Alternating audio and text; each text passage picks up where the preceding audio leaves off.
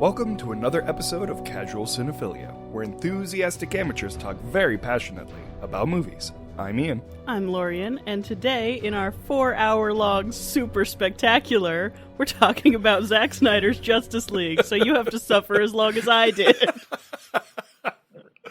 Oh, yeah. No, we wouldn't do that to you. We wouldn't do that. Well, Too horrible.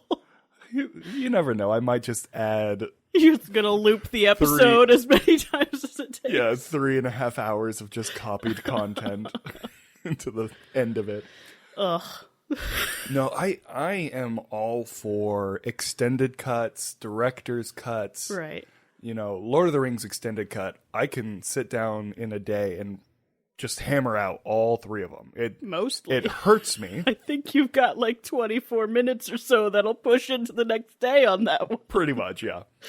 Especially if you get food and bathroom breaks in there. Yes. But, like, I'm all about it. This one was interesting because I don't know, it was harder to watch, I think. But not in a bad way for me. I don't know, I'm still digesting it. I, as mentioned, have no context for this. Right. The only setup movies for it that I actually saw were Wonder Woman. It was just Wonder Woman, because the second one's set after this, right? I mean, it's technically set before it, but it came out after? But it came out after. Okay. But well, I have seen both Wonder Woman movies, and that's it. I hadn't seen any of the rest of the characters in any capacity. I knew of them because I did read some DC as a kid. But well, let me tell you that the only movie that has any consequences to Justice League that you've seen is the first Wonder Woman. Great. The second one has absolutely nothing to do with I did Justice pick that League up, yes. At all. But yeah, and for context on that, I have seen all of it. Yeah. And including the Joss Whedon original cut comparatively. And I am genuinely curious what your just general thoughts are on the movie. Because I have thoughts about it based off of my previous viewings of the Whedon cut. Do you want me to read off my whole list of thoughts right now? Yes, let's do it. My first thought is all in caps. Has Batman been using guns in this new series the whole time? That was my first note on the movie. Second one was good movie, moody cinematography. Feels a little self-important, but also I don't want to be here, so I might be putting that into it. The third note is not really loving all the Icelandic style vocals? ? Then awkward super speed bits with Wonder Woman. Oh, There's some awkward CG in that first Wonder Woman encounter. No, yeah, totally. And then Thanos' new armor looked pretty cool when he showed up on Themyscira.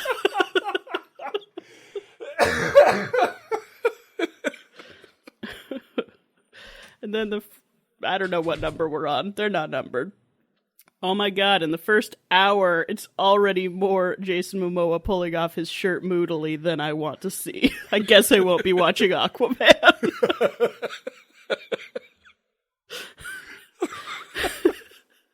And then, I did not enjoy Ezra Miller's Flash. Generally, though, I do not enjoy Ezra Miller. Fair enough. And then, it was really awkward to watch J. Jonah Jameson talk to Batman. Then...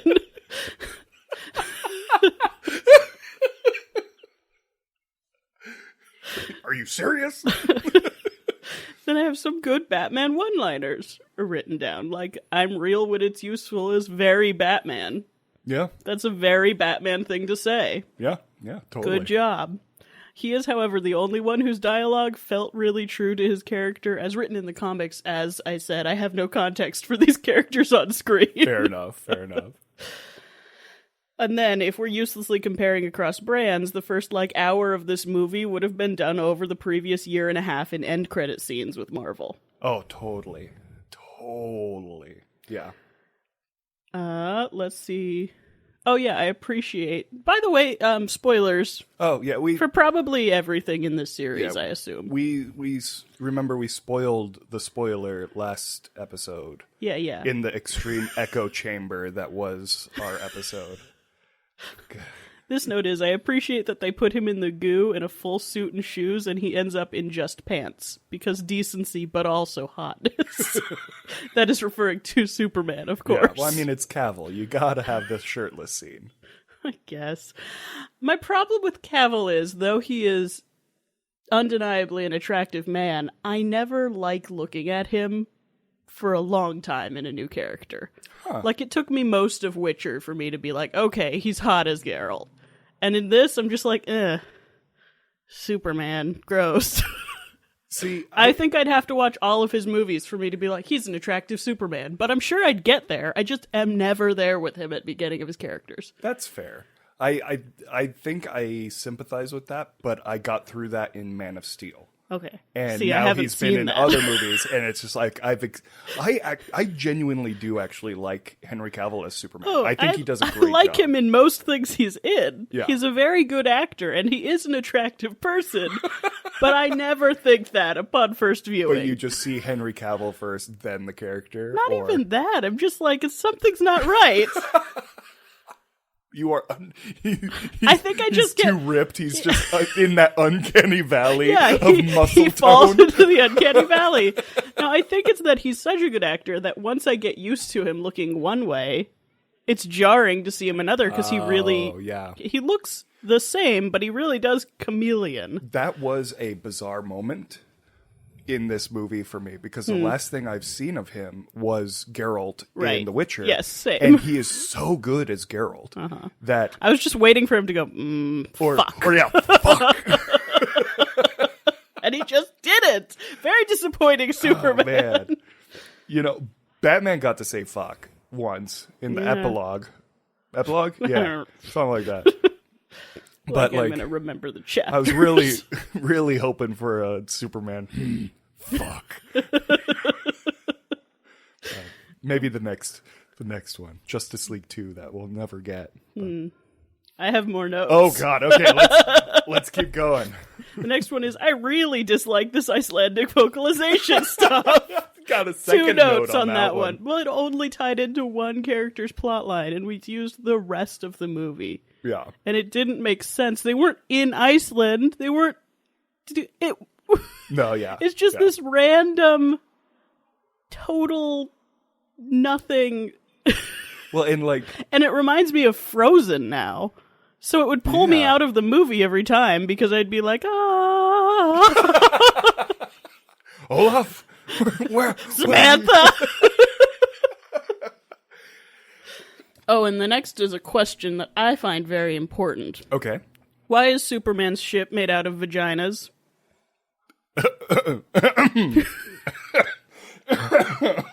I did not You notice. watch it again. You look at any one of those corridors, it's just repeated vaginas. Over and over again. The whole ship. You see, from my planet, it doesn't mean vagina. It means battleship. See, here's the thing. It's not a symbol, it's a sculpture on every surface of the ship. And it was like, Geiger didn't design this movie, did he?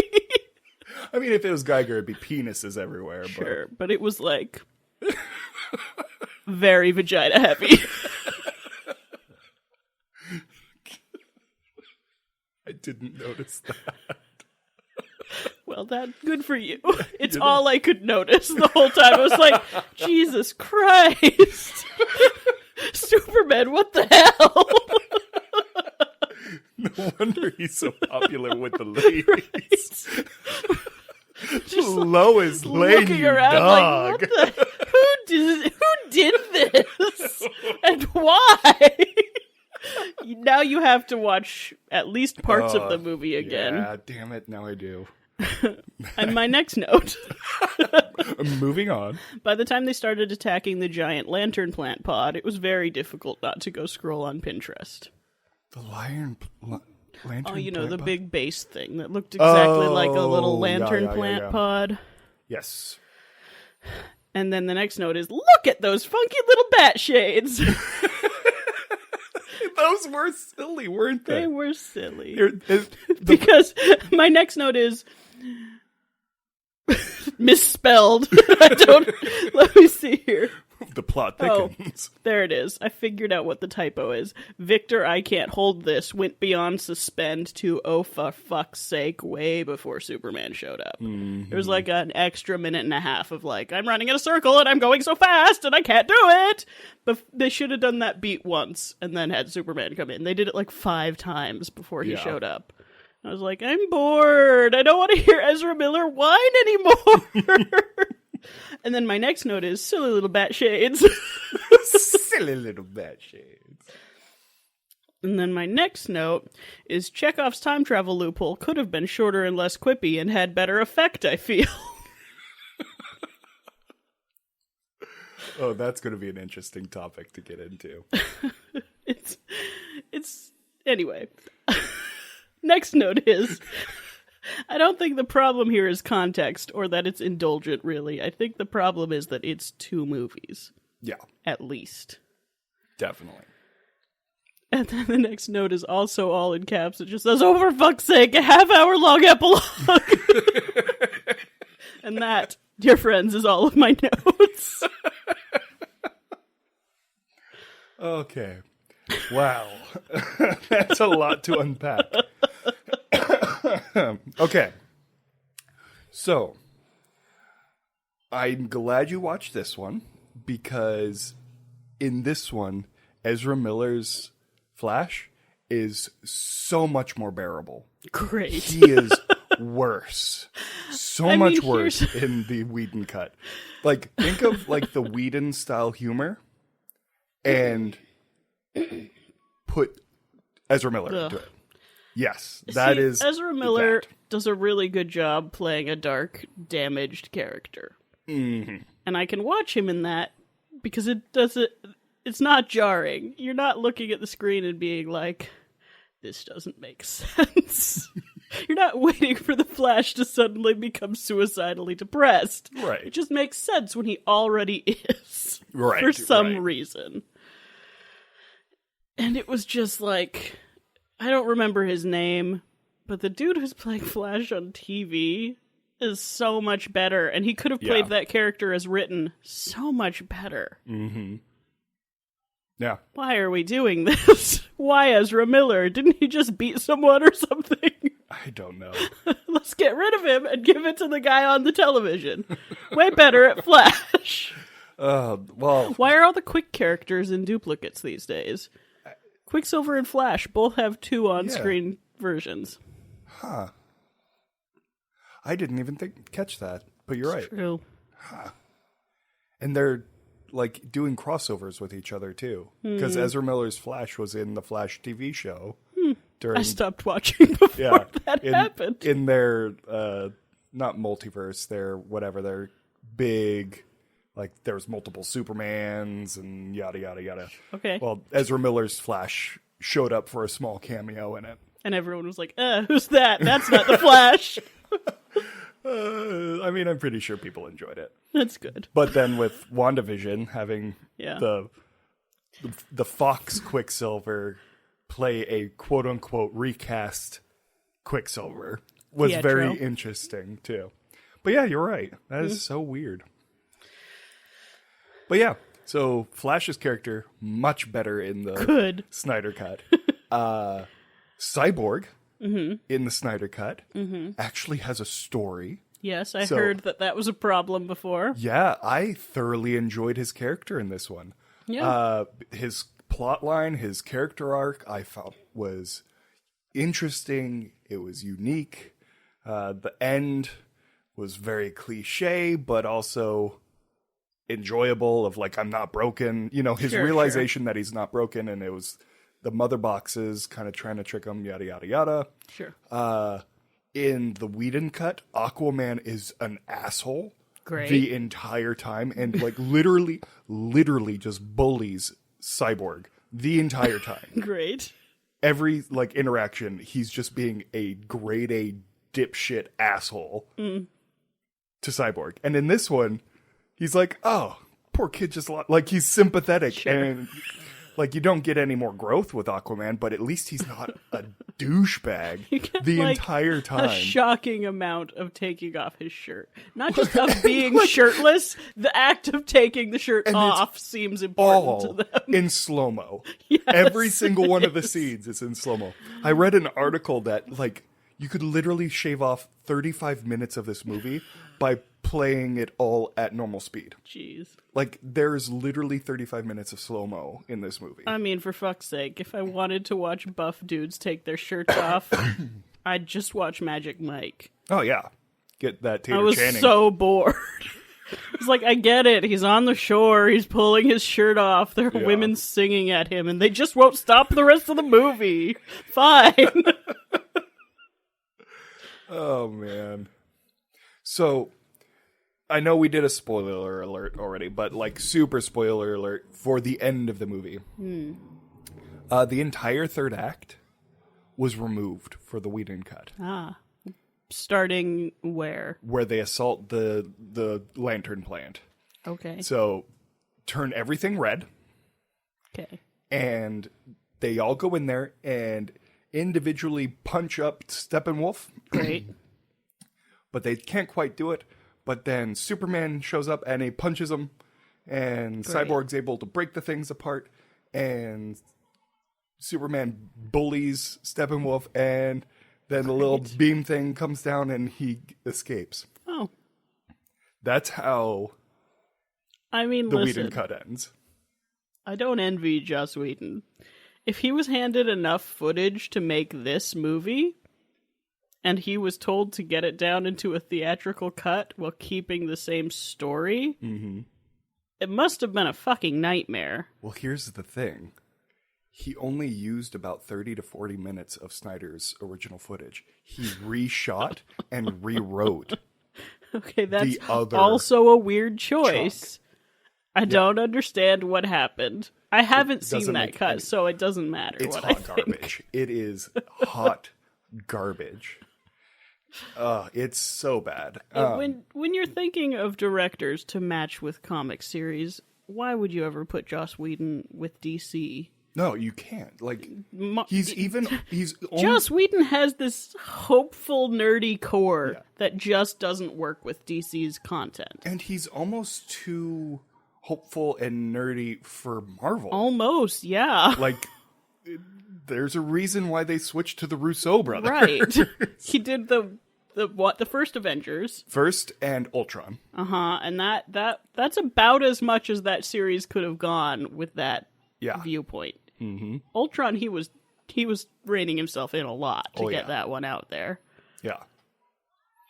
I don't know why they would have. Whoever thought that Whedon could finish a Snyder movie. They're so different. Is beyond me. Like, it doesn't make any sense why they would bring him on. But weird. I mean, that's what happened. But yeah, that's why we have this monstrosity. Yeah. Which I, by the way, watched in one go. Damn. I watched it over 2 days. I watched it in one go because I so badly didn't want to watch it that I put it off till the last minute. Luckily, I was at work, so I had to get up and walk around every 20 minutes or so, because that's my job. Fair enough. Thank God. And if you were to go back and watch the footage of that night, there's a lot of, like, throwing my arms in the air and, like, clutching my forehead and, like, moving so the time bar was visible and doing more of those actions. Like, how am I only an hour in? No, literally, I'm laying on my bed, streaming it, and I'm like, okay, I feel like we've got a good chunk done. And like, I'm watching it, and it's like, part 3. I was like, yes, I just finished part 2. And I pause it just to see, and it's like, I still have 3 hours left. Yeah. There's there's technically 10 parts to this. Right. Because there's a prologue, 8 parts, and then an epilogue. Yeah. It is so stinking long. I mean, thank God for that, though. I feel like this movie would be perfectly watchable if you were able to digest it a part at a time. Right, yeah. I didn't do that. Please don't do what I did. Please don't go into this with no former context and then marathon the whole 4 hours at once. I feel like it was edited well enough to be episodic. Yeah. Like if you just watched a part a night. Oh, and to be clear, very digestible. it was very easy to understand. Yeah. The fact that I didn't even know the plot of Batman v Superman did not stop me from understanding what was going on at all. Right. It put you right where you needed to be, which is great. Exactly. But also, and the reason I stopped watching the DC movies is because they didn't invest me emotionally in the characters. Right. Yeah. So I don't know if it would have been better if I'd been caught up or not. But the only thing I was missing from this experience compared to, say, the Infinity War Endgame movie, which is what this was. Both of those movies is this one movie. Yeah. Those ones, you're invested emotionally. That's the thing DC's been missing the whole time for me. And so, watching those together, I've done several times. Mm-hmm. And it doesn't feel like... That's like 6 hours to watch those, at least. At least, yeah. This one felt longer. 3. Well, and, you know, that's always been my biggest criticism with DC, is they did it backwards. They had their one standalone, which was Man of Steel, and then they went straight into Batman vs. Superman. Like, into a crossover. For a character that hasn't had their own thing. Like, our introduction to Ben Affleck's Batman and Gal Gadot's Wonder Woman was a crossover movie. Yeah, that's like, not ideal. Yeah, and so just there's a lot of things. It can be done well, but with characters as big as Batman and Wonder Woman to this franchise, it feels like a misstep. Yeah, they needed... They're either a post-credit moment in the big mashup movie where you're like, oh shit, they're going to be in this? Mm-hmm. Or they need their own movie. Yeah. I mean, it's not like we need to see Batman's origin story again, but like getting a flavor of who this character is, the fact that he wears funky little shades on occasion would have been good to know for emotional investment. They could have easily pulled a Civil War Spider-Man. Sure. Where it's like, the character's already established in the world. Mm-hmm. We don't need an origin story. Mm-hmm. Let's just get his next movie. Let's get his story, his homecoming, you know? Like, I don't know. And I think the only character that they didn't need to do that was Cyborg, because Justice League was Cyborg's story. Sure. Which, in the Whedon cut, he has like 8 lines of dialogue in the entire thing. And it's bad. It's so bad. So, Snyder Cut. If you're going to watch Justice League, watch the Snyder Cut. So, was there any what have we seen Flash in before this movie? We haven't. He was in a little snippet of like a movie file thing. You see a little bit of Aquaman, a little bit of the Flash, and a little bit of Cyborg in Batman vs. Superman. So they chose to introduce him trying to get a job and then creeping on a woman. That wasn't even in the original. The introduction to Flash was the den room where Batman throws the Batarang at him. Okay. That was his introduction. I would have liked that introduction better. Because the way they set him up in this just made him feel not only like an annoying child, but like a socially inappropriate predatory man. Hmm.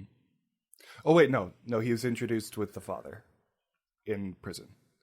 It's been a while since I've watched it. The way they introduced him with like, I see a cute girl, we smile and meet cute, and then I save her life, but make sure to get a hot dog and then do a cute little smile and like, it was like, oh, I really didn't like it. Something about that scene, I was just like, See, and I think I really liked that scene, not because of the acting in it, Sure. but because of the physics of it. Sure. Yeah. Like the scene of the Flash doing something that was so cool. Like him rotating on the balls of his feet and incinerating his shoes. Definitely. Was so fucking cool. And like how he like tapped and like he didn't move her. He just like did the momentum. Adjusted her. That all was like, cool. All of that was really cool and all the slow motion. But something that literally crossed my mind as that scene was going on is some poor animator had to spend several hours like creating a realistic hot dog. Yeah. Like that was their worse. task. They could have been working on Watchmen. Same CG job, but CG. so much worse. It's like, do you want to do a CG hot dog or a CG hot dog? I just feel like Ezra Miller can't play innocence. He can play ignorance. And that is what he had to lean on in this role because it was written for innocence. Right, yeah. If they had gotten Grant Gustin from the TV series, he could have pulled off that innocence. And that innocence would make that scene less creepy. Mm-hmm. He would have had a more childlike tilt to his actions. Right. Like a, wow, a pretty girl. Like a wonder-filled moment, not like a, hey, pretty girl. Mm-hmm. Like a, I'm not aware enough to know this isn't cool. You know what I mean? Right, yeah. No, I get what you're saying. Not that I think the character had predatory undertones. No, as a character, but I could see where it just there were moments where I was like, I don't like his acting with this scenario. He was worse than the Whedon cut. I believe you, know and I'll never find out. Something that I wanted to show you, and this will be a visual for you. We'll put it on the Patreon for the people listening. But one of the big things, did you hear about the mustache gate? No. So is this a similar story to the butthole cut? No. Okay. But yes. Okay. Less buttholes, more mustaches removed. I didn't think it was a butthole related issue. Well, you'd have to see it. Oh, okay. So during Joss Whedon's reshoots, which he reshot a lot of the movie, it was during the time that Henry Cavill was filming Mission Impossible Fallout? No. Whatever the newest one is. Mission Impossible mustache. Yes. The one with Henry Cavill. And he was contractually obligated to keep the mustache. Great. And so they had to computer generate and remove his mustache. And so we got the CG lip of Superman the entire time. And they literally had to reconstruct his face to remove the mustache. And it literally is the most distracting thing in the entire world because his mouth is a doll's mouth and it's uncanny valley. And so we've got the uncanny muscles because he's just two-toned for a human being. And then he's got the uncanny face because of the zero mustache. So they would have been better off just CGing him in entirely. Exactly. It would have suspended my disbelief a little bit better than that monstrosity that they created. It's very exciting. Yeah. And one more thing. One big change, the biggest change they did was they changed Steppenwolf. Okay. So Steppenwolf was a PS3 grade graphics villain. Perfect. He only knows conquest, and his whole thing was, I'm just going to conquer Earth. Okay. Rah, rah, rah, rah, rah. And at least in the new one, he's like, I need to conquer Earth so I can prove my worthiness so I can get back home. He actually has an arc in it. A very subtle, generic bad guy arc. Yeah. But at least there's an arc. Sure. As opposed to the Whedon cut where it's like, rah, rah, rah, rah, kill, conquer. Good. And they upgraded him. So that's what he looked like in the Joss Whedon.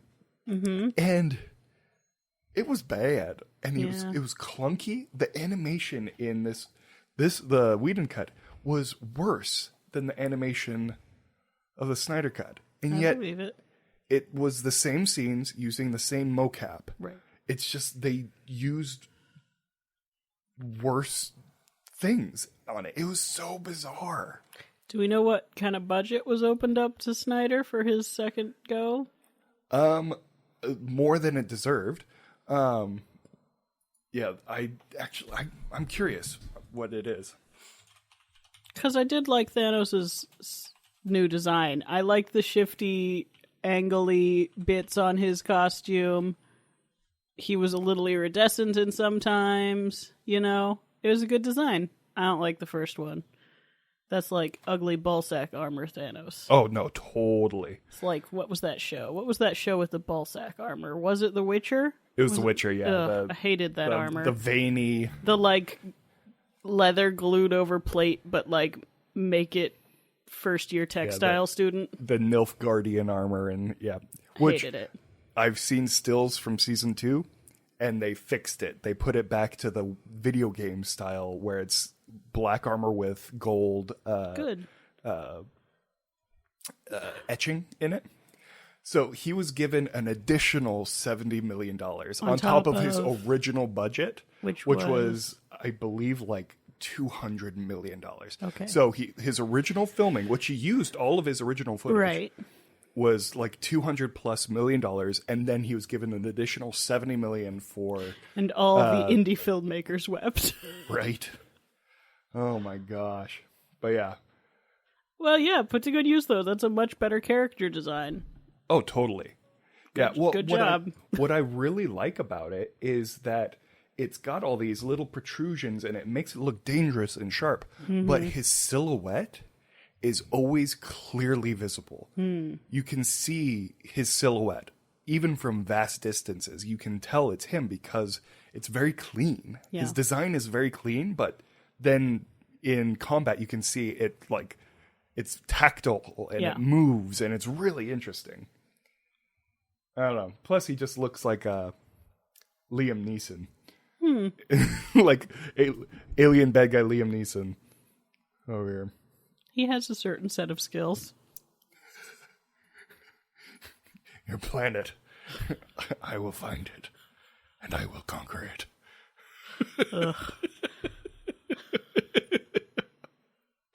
Ugh. I've said it a million times before, and I'll say it a million times again. I want DC to be good. Yeah. And they have stories that would just do so well nowadays. Yeah. It's so hard to want to root for them when you see something like this, because it almost feels like the original cut of Justice League was sabotaged. That's what it felt like to me. Yeah, it does. Comparing the original to what it's hard to even say the original intention to what it was supposed to be with the Snyder Cut, and what was actively released with the Whedon Cut. The theatrical to the directors. Thank you. That's what I was trying to say. It genuinely felt like the studio was trying to make it flop, almost like a producer's level of failure. Like it felt purposeful to a comical extent. Sure. Like there was a video I watched on YouTube that did a comparison of all the different changed scenes, and they literally used worse takes in the Whedon Cut. Like there's literally the exact same scene, exact same actor doing the exact same thing, reacting to the exact same thing. Sure. And they use a worse take in the Whedon Cut than they do in the Snyder Cut. I mean, that's really easy to slant editorially, though. Directors want different things from scenes, so what might be worse for a Zack Snyder style movie might have been an emotion Joss Whedon's trying to draw out. I get that it was worse in the context of the story written, but it doesn't seem totally fair to come at it from that angle. Especially assuming Joss Whedon wasn't the one trying to sabotage. Yeah, but I mean... Which I'd like to assume, because it doesn't make sense. Assuming he's a man who got a job and was like, what did they want me to do here? This is clearly not my style. I have to find something that makes sense from my voice as an artist. Right. And then going through and finding cuts that make sense for his voice as an artist, which is so dramatically different than anything this movie was aiming to be, assuming it was aiming to be the movie that I watched. I don't even know how you could finish someone else's movie. Like, it'd be like being told to finish someone's painting. I mean, it's like, how do done. People do it. It's been done so a lot. It just, it is crazy. It's, would take a lot of confidence. Right, yeah. Or malicious intent by the studio. Yeah, or both. Or both. It boggles my mind. But going back to just focusing on critiquing the Snyder Cut. Sure. It is 4 hours long, and it still felt rushed in places. You know? Which places? I think a lot of that's the thing, is like, it was a hurry up and wait scenario. Where there are places where it's like, okay, we've got 15 minutes of slow-mo football montage. Sure. And then it's like, bam, bam, bam, bam, cyborg's a thing. You're like, whoa, whoa. Sure. Like, or like, Superman's awake and he's angry. Superman's at home with Lois Lane. Superman's back in the fight. Yeah. It was like a 3-point done moment. That, I think, is the biggest letdown for me, was the confused, angry, quote-unquote evil Superman was up and done in 5 minutes. Sure. Like, he was up, they fought, Lois Lane came in, and he was back. Yes. And it's just like, it was, I mean, you haven't seen it, but it was a Martha moment. Like in Batman versus Superman, where it's Martha! It's like, again, it's Lois Lane. It's like, Martha, why do you say their name? It's his mother. And you're like, oh. And then they're friends. And they go fight Doomsday. And you're like, what? He was just about to stab a man. Like, why are they friends now? But yeah. I just feel like the overarching problem with this, as with all the other DC movies I've seen, which is admittedly not a lot, is that they really, really, really, really want to be Marvel. Yeah. And the stories that they publish as DC Comics do not make sense for that style of filmmaking. They're great stories. Mm-hmm. Like I said, I exclusively read DC as a teenager. Yeah. I was not interested in the goofier tone of Marvel's comics until I was an adult who desperately needed that hope and goofiness. As a teen who had innate hope, I wanted the darker, grittier DC stuff. Mm-hmm. And they could really succeed in this market if they would just make all of their movies gritty R-rated deals that followed their comic plots and emotions and, you know, like, tone. Like, what are the most popular DC movies right now? Joker, right, and Birds of Prey. The darker, the grittier, two darker true to rated their R vibe movies. Yeah. That's where they shine. They need to focus on the, like, even their heroes are very stained. It's like a point of pride in the writing of the comics. Mm-hmm. And their villains are amazing. They're really well-written villains. Yeah, their rogues and gallery that is where they should none. focus in their films. They could do so well. They could do Dark Marvel. Their cinematic universe could focus on the villains and have the heroes as the guest stars. Yeah. That could be a really interesting way to do a cinematic universe. Well, and I think, fingers crossed, knock on particle board, but there's wood in there somewhere. Somewhere. They're starting to see that. Good. They're doing the Jokers, they're doing the spin-offs like the Harley Quinn series. Sure. And then they're doing James Gunn's Suicide Squad. And I think, fingers crossed, knock on particle board, if James Gunn's Suicide Squad is a success, which I hope it is, because one, I love James Gunn. Sure. And two, the original Suicide Squad was the biggest waste of potential I have ever seen. Mm-hmm. And three, I love Margot Robbie's Harley Quinn. And so I want all three of those things to come together and make this movie great so that they go that direction. Sure. Because DC's villains are second to none. They're so much fun. Yeah. Like, Why are we focusing on Superman? Mr. Milquetoast, I guess I'm an alien, but that's the most interesting thing about me. He stands for, like, all the boring values. But we Lorian, already have Captain America, Lorian. and he has a little bit of flavor, at least. please, Lorian. I'm so bored of Superman, Ian! Lorian, honey. Vagina ships. Come on. Okay, that does add an interesting new twist to his character arc. We could spend some Freudian hours analyzing the shit out of that, but I'm not here for that movie. I don't want to watch it. I'm not interested in where Martha plays into that one. The Freudian vagina ship. I hate it. No, but seriously, that is sans Loki and Thanos. And Loki's no longer a villain. He's Right. Well, He's an anti-hero he's now. an anti-hero now.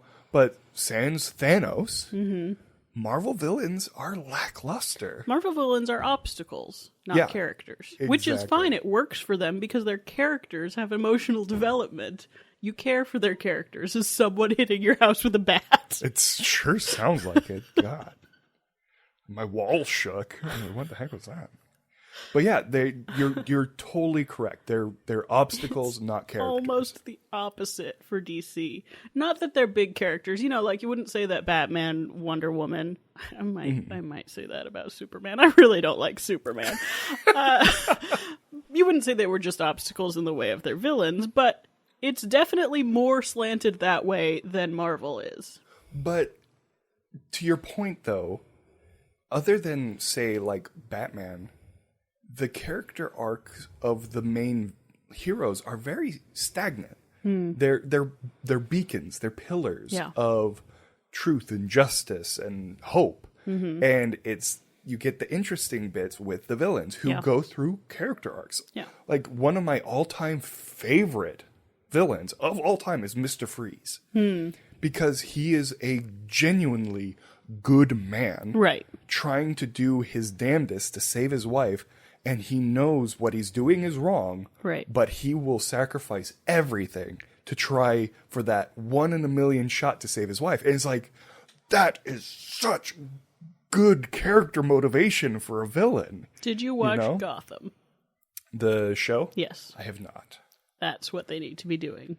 Not that. That was good. I enjoyed it as a TV series. It's not anywhere near grand enough. But the vibe they cultivated there, Bruce Wayne's a child from the entire to most of the series. He's not the main player there, but it really explores... doesn't it focus on Gordon?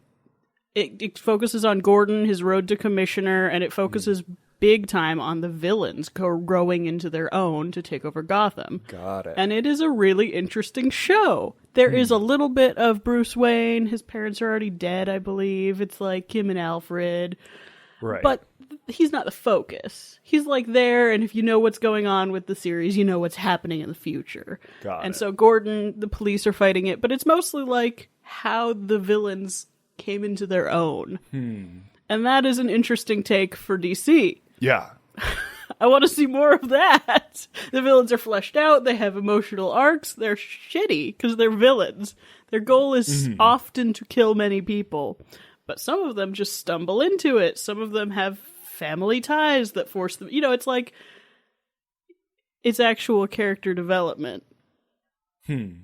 So... Yeah, it's fun to watch. They almost ignore the development of Gordon and them because you already really? get it. Got it. You already know what's happening with Bruce Wayne and Gordon. They show more of Gordon than Wayne, but like, right. You don't need it. Would I really prefer to hear how Penguin comes up into Penguin? Yes. I don't hear that story every 10 years in a new trilogy of movies. Right, yeah. Well, I didn't end up reading the whole article, but I remember seeing the clickbait of the article talking about how the Joker in Gotham should be heralded as one of the better Jokers in DC. Yeah. And so that alone made me kind of curious to watch the show, was to see I'd how they recommend did it. the Joker. If you have time. Yeah, well, that's the thing. It's like, watch. How many seasons does it have? I don't remember. Probably too many. Probably too many. Yeah, I'm too busy with Marvel's shows right now. Gosh. I'm not even caught up. Yeah. Oh, Falcon and Winter Soldier is so good. I can't wait for the season finale. It's going to be great. Is that the next episode? Yeah. Damn, I'm really not caught up. But yeah, Marvel is on a warpath again. They've got this show finishing up. They just did WandaVision. Loki's coming out in 2-3 weeks. Then we got Black Widow. We've got Shang-Chi and the Legend of the Ten Rings. They've started filming Black Panther. Or started pre-production of Black Panther. They've started principal filming of Doctor Strange and the Multiverse of Madness. It's like we're going to get back into the onslaught of Marvel again. Yeah. And I'm excited for it, but I need dark. You need a counterbalance. I need a counterbalance. I need DC to put their effort into quality rather than competing. Yeah. That's been their fault, is they try and compete with Marvel. And you can't compete with Disney money. No. But they hit the secret sauce, let them go with it already. But you can find your stride. Yes, definitely. And I think they did with Joker, and I think they are with Harley Quinn. I haven't watched Birds of Prey yet. It's good. It's not great. It's good. Yeah, I've heard good things. It's one of those movies where if I see it on, I'll watch it. But I don't actively think to go watch it. Sure. But if they keep that direction, like with Suicide Squad, and if they let James Gunn be James Gunn, it's going to be successful. And if they just find their stride, I'm so hopeful for DC, because the Snyder Cut shows if you let your directors and your writers make what they want to make, it's better than cookie cutter that they were trying to do to match Marvel. It's better than what happens when you hire a Marvel director to direct a DC film. Yep. Let that be a lesson to them. You are not interchangeable studios. Who would have... that's news to me. Who would have thought? But yeah, I mean, I don't have too much more to say. Do you have any other things you want to say about Snyder Cut? I think this is more a critique of Aquaman, though I've never seen it. I had a lot of trouble with the Green Goblin as a mermaid. It was pretty easy to brush past because he was on screen like twice, 3 times. But every time I saw him, I was like, It's rough in Aquaman because he does the Arthur. And you're like, oh. I was expecting him to be like, I'm a bit of a scientist myself. Right. Yeah. Like, I love Willem Dafoe, but he's not mermaid so material, man. Yeah. You look at him and you don't say, you know what you need to be? You need to be a mermaid. I think there's a level of, how could I say this? A level of moisturization yes, needed to be a mermaid. He does not have the hydration required to be a mermaid. Oh, man. I love Willem Dafoe, but yeah that character is an odd character. Man. But, I mean, other than that, I'd just like to reiterate on silly little bat shades. Silly little bat shades. Silly little bat shades. They were so silly. They were, like, angled, and they didn't even fit into the crooks of the eyes either. They were like... The 90s does the 50s cat eye, but like in a really like high-end runway sort of way. Yeah. And they were on Batman, and I think that's beautiful. I also found it fascinating that there's a point where Batman takes off his cowl, and it's his entire shoulders. And that was strange to me because then for the rest of the time, I just see the shoulders and like the etched in like neck muscles into it. It was so weird. I couldn't not see just rubber neck. Sure. Batman I think I was just spoiled with the Nolan Batman where it's, you know, he's just got a neck that he can turn his head with. Sure. But like just the full rubber cowl was so distracting to me. It was so weird. I mean, no, I'll spare you. No, what? That's what cowls are. Flash has one of those on. All of the characters with anything on their neck, that's under the rest of their costume. There's a whole bell. No, I know. But them. His goes over his cape. Yeah. Like everyone else's goes underneath. Like it's underneath. Well, His at least goes part over of the that top of has his to be cape. going under because it's wider than that. No, that's part of his cowl right there. Like that's his cowl. That's not his cowl. That's the front of his cape, isn't it? No, look, watch. Oh, no. I mean, that seems exceptionally lazy, and I didn't notice it, and I feel like I would notice it. Look at it's the. Look, Ian is having trouble zooming. I can't. The cowl is the entire thing. Like. It's too far away. Need a bigger picture. I wish you were screen recording. You could just put this. I am screen recording. No, save this video. We'll put it on Patreon. Your mad search for a Batman cowl picture. Where is it?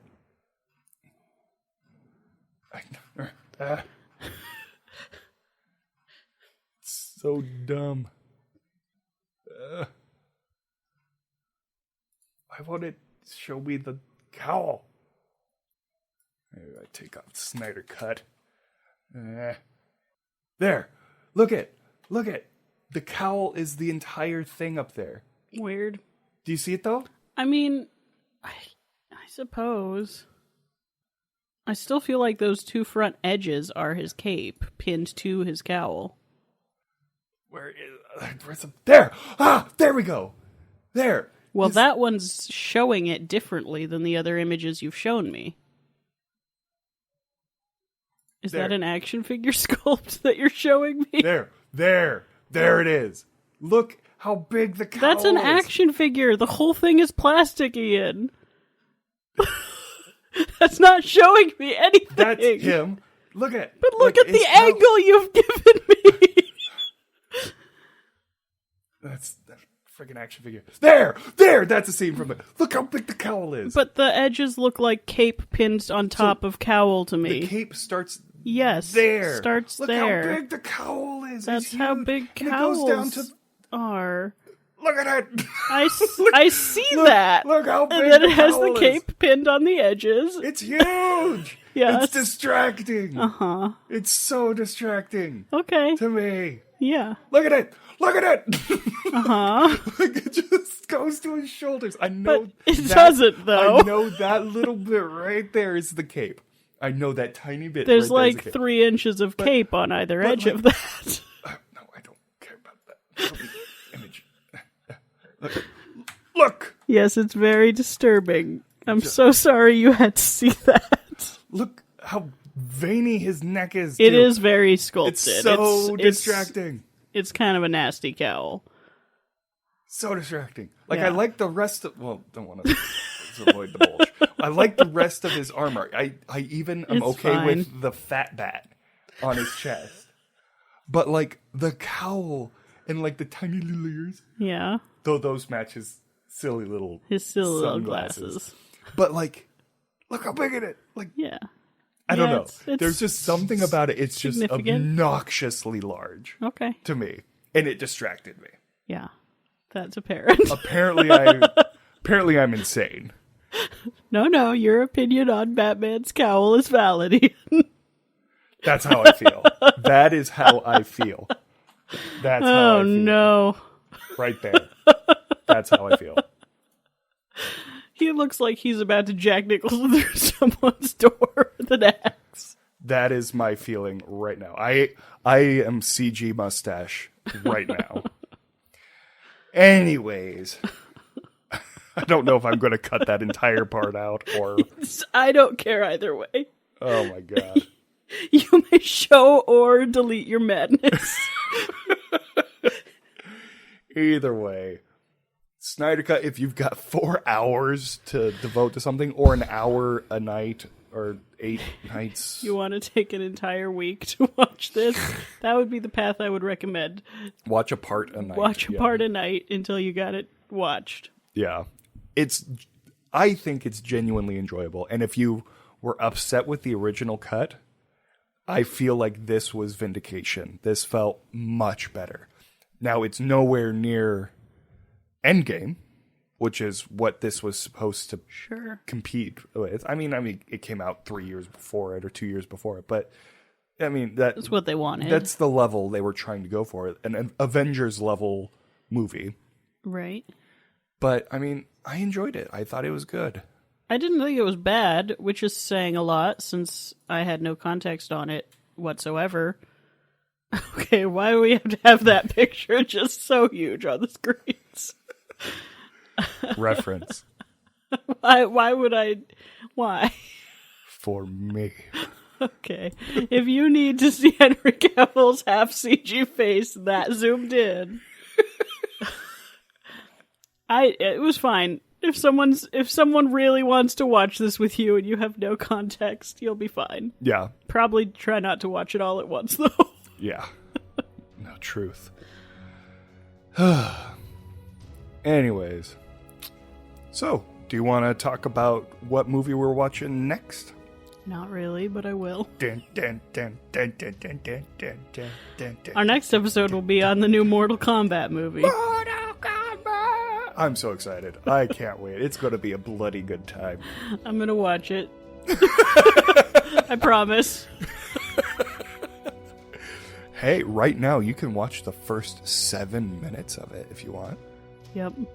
Just get you in the mood for when it comes out on HBO Max. I'm so excited to have to 23rd or something sort like of that. tilt my screen away from the cameras at work to watch this one. Your boss slightly frowns upon stabbing someone with their own blood. I don't know, man.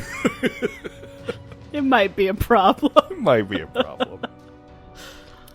Well, look forward to that next episode. I think it's a good time to thank our patrons. Mm-hmm. Jenny, Jake, Pam, and Graham. Jenny, Jake, Pam, and Graham, you guys are awesome. You help us keep moving forward. Thank you so much. Thank you. And with that, this has been another episode of Casual Cinephilia. Thank you for joining us. Bye.